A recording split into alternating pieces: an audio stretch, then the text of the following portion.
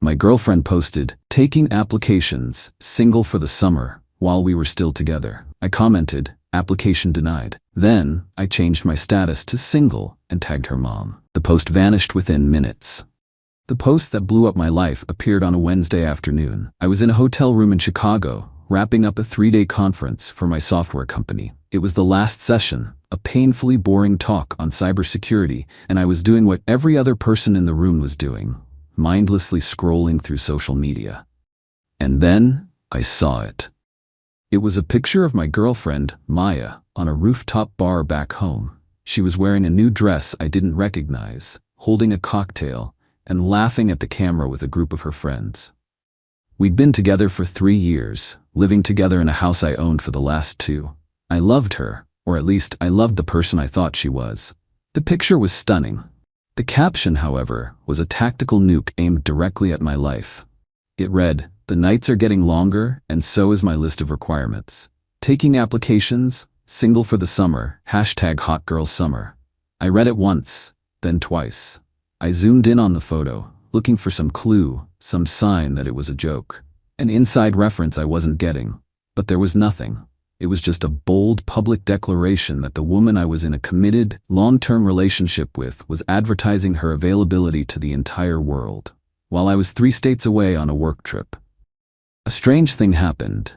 I didn't feel a hot rush of anger or a wave of crushing sadness. I felt a profound, almost surgical coldness settle over me. It was the same feeling I get at work when a server crashes and everyone is panicking. The chaos fades away and all I see is the problem, the code, and the precise, logical steps needed to fix it. Maya's post wasn't a cry for help or a joke.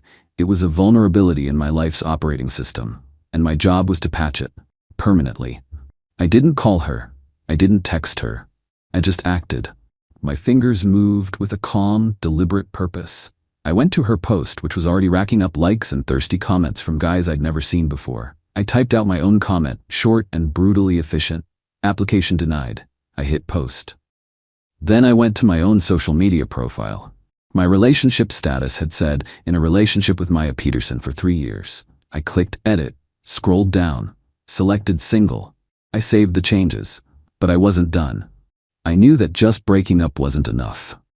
Maya's entire life was curated for an audience. Her biggest fear wasn't losing me, it was losing control of the narrative. She would paint me as the jealous, controlling boyfriend who couldn't take a joke. I needed to preemptively dismantle her story before she even had a chance to write it. I found a picture on my phone from the first day of my conference, one of me and my colleagues at a nice dinner. I looked happy, professional, completely unaware that my relationship was being publicly dissolved 1,000 miles away. I posted it, and then I wrote my own caption. "Having a great time in Chicago. Big things on the horizon. Also, excited to be starting a new chapter in my personal life. Sometimes you don't realize you're single until social media tells you. Looking forward to my own summer of freedom." And then the final, surgical strike. I tagged her mother. Maya's mom, Carol, is a sweet, deeply traditional woman who believes that appearances are everything. She's the head of her church's social committee. Her greatest joys in life are her prize-winning roses and her belief that her daughter was in a stable, respectable relationship with a good man. Tagging her was like launching a precision missile into the heart of Maya's support system. I put my phone down on the hotel nightstand. The speaker at the conference was still droning on about firewalls. I felt nothing, just a quiet, focused calm. It took less than 5 minutes. My phone started to buzz. A text from Maya. "Take that down now." Then another. "What is wrong with you? Why would you tag my mother?" Then a phone call. I silenced it. Then another text. "It was a joke for engagement, you psycho. You're humiliating me." I picked up my phone and went back to her profile. The post was gone, vanished, as if it had never existed. But the damage was done. The screenshot was already saved on my phone. Her phone calls kept coming, one after another, frantic and furious. I let them all go to voicemail. I didn't need to hear her voice. Her actions had been loud enough.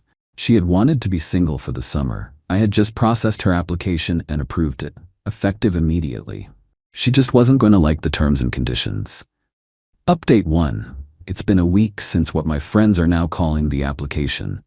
The fallout has been exactly as chaotic and satisfying as I'd anticipated. Thank you all for the support and the hilarious comments. I flew back from Chicago the next day. I didn't text or call Maya. I just turned my phone off. I knew she'd be at the house, waiting for an ambush. I needed to control the terrain. So before I went home, I made 2 stops. First, I went to a locksmith and had a full set of new, high-security locks in the back of my car. Second, I went to my lawyer's office. I wanted to make sure every single one of my next moves was legally bulletproof. Since my name is the only one on the deed and the mortgage, he confirmed that as a non-married partner, she was a tenant at will. My public social media post and her subsequent admission that she was joking about being single was more than enough grounds to terminate that tenancy. I finally rolled up to the house around 6 p.m. Maya's car was in the driveway. As I walked to the front door, she threw it open. Her face was a mess of tear-streaked makeup and pure rage. "Where have you been?" she screamed. "I've been calling you for 24 hours. You have humiliated me. My mother is having a meltdown." I walked past her into the house, my suitcase rolling behind me. "Did she not like my post?" I asked calmly. "You're an evil, vindictive child," she yelled, following me. "It was a joke. All the girls were doing it. It was about female empowerment. You took it and you twisted it and you made me look like a fool." I stopped in the living room and turned to face her. "No, Maya," I said, my voice low and steady. "You made yourself look like a fool. You publicly disrespected me and our relationship for a handful of likes. You announced to the world that you were available. The only thing I did was believe you." "I'm not available," she cried, the tears starting up again. "I love you. It was just a stupid caption. You're going to throw away 3 years over a caption?" "I'm not throwing it away." "You did," I said. "You just didn't have the guts to do it to my face. So you did it where it matters most to you, online.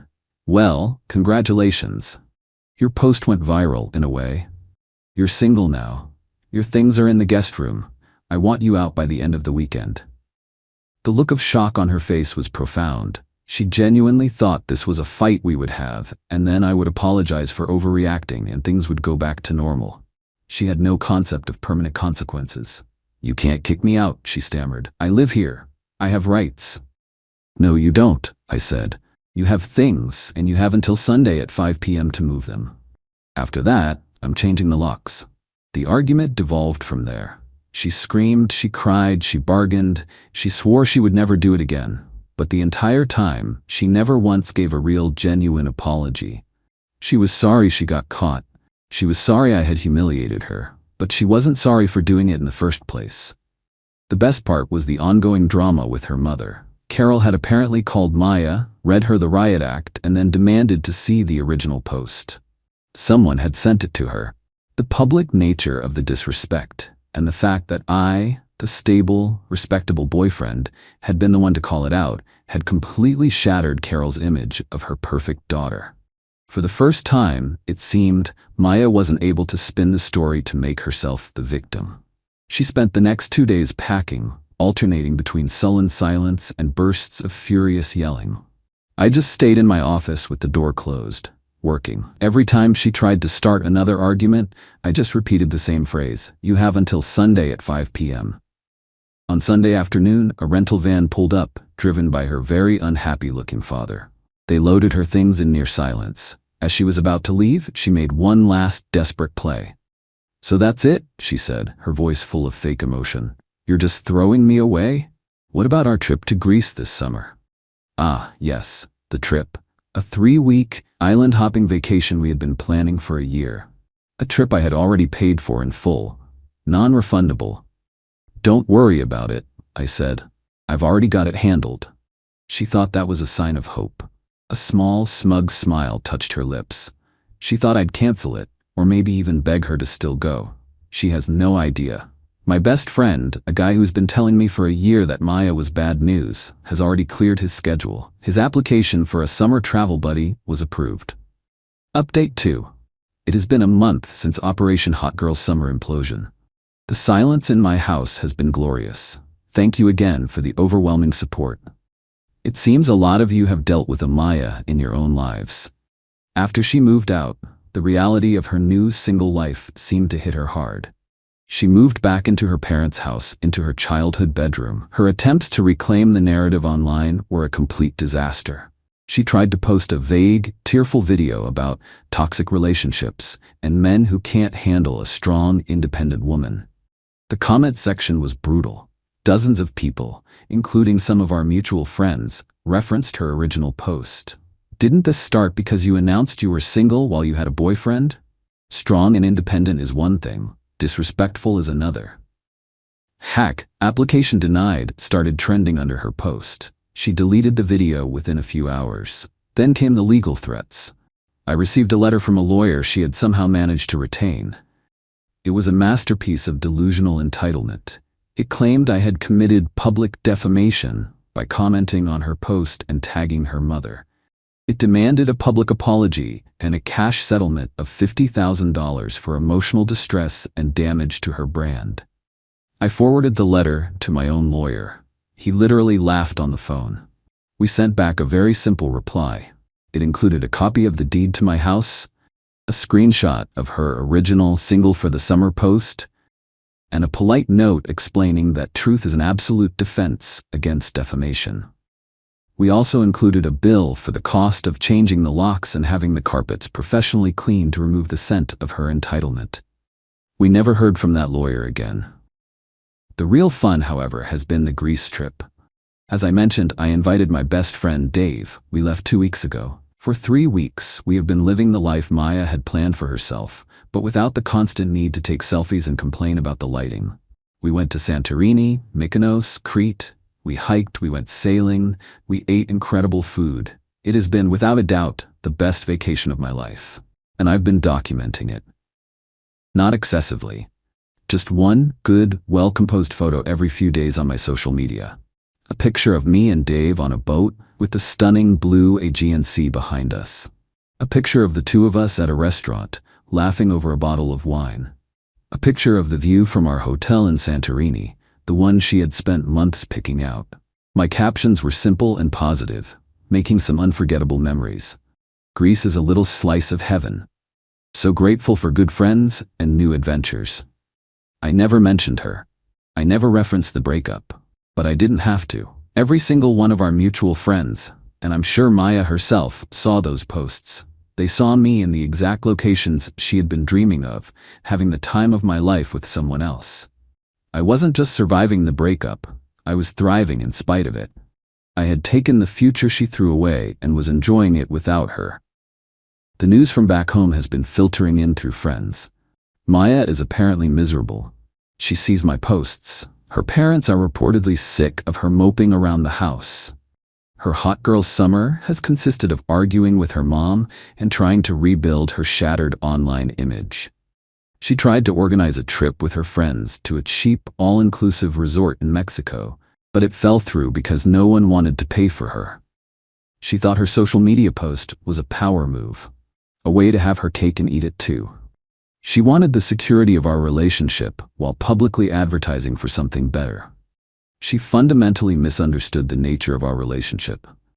It wasn't a brand partnership. It was built on respect. And the moment she burned that respect to the ground for a few likes, the entire structure came down with it. Final update. I'm writing this final chapter from my back porch, watching the sunset. It's been 6 months since I first saw that infamous social media post. My life is quiet, it's peaceful, and it's entirely my own. The Greece trip was a turning point. It washed away the last lingering feelings of anger and replaced them with a profound sense of freedom. The story of Maya's downfall has become a local legend in our social circle. Her attempt to be an influencer backfired in the most spectacular way possible. Her brand, which was built on a foundation of fake authenticity, was exposed as just fake. The Single for the Summer post wasn't just a betrayal, it was a catastrophic business decision. She lost all her credibility. Last I heard, she's working as a receptionist at a dental office, a job her father got for her. Her social media is now mostly pictures of her parents' dog. Her mother, Carol, actually sent me a short, handwritten card a couple of months ago. It was an apology. She apologized for her daughter's behavior and for not seeing it sooner. She said she hoped I was happy. It was a classy move, and I appreciated it. I never replied, but I was glad she understood. The most satisfying part of this entire ordeal wasn't loud or dramatic. It was the quiet, methodical dismantling of her entire worldview. Maya believed that her online persona was more valuable than our real-life relationship. She believed she could control the narrative, that she could make a public spectacle of our relationship with no consequences. My revenge was simply to take her at her word and apply real-world consequences to her digital actions. I commented, "Application denied," not just to her post, but to her entire philosophy on life. Her application to treat me with disrespect? Denied. Her application to use my life and my resources to build her fake brand? Denied. Her application to have a stable, loving partner while publicly auditioning his replacements? Denied. Denied. Denied. I ran into her once about a month ago. I was at a grocery store on a Saturday morning. She was in the checkout line ahead of me, buying a sad-looking microwave dinner and a bottle of cheap wine. She looked normal. The influencer glow was gone. She was just a regular person, looking tired and unhappy. She saw me, and for a second, a flicker of the old, arrogant anger flashed in her eyes. But it was gone in an instant, replaced by a look of pure, defeated humiliation. She just turned away and refused to look at me again. I didn't say a word. I just paid for my groceries and left. There was nothing left to say. I had already said everything that needed to be said with a few clicks of a button. She wanted to be single for the summer. I just made sure she got exactly what she wished for. And from the looks of it, her summer never ended. And mine is just getting started.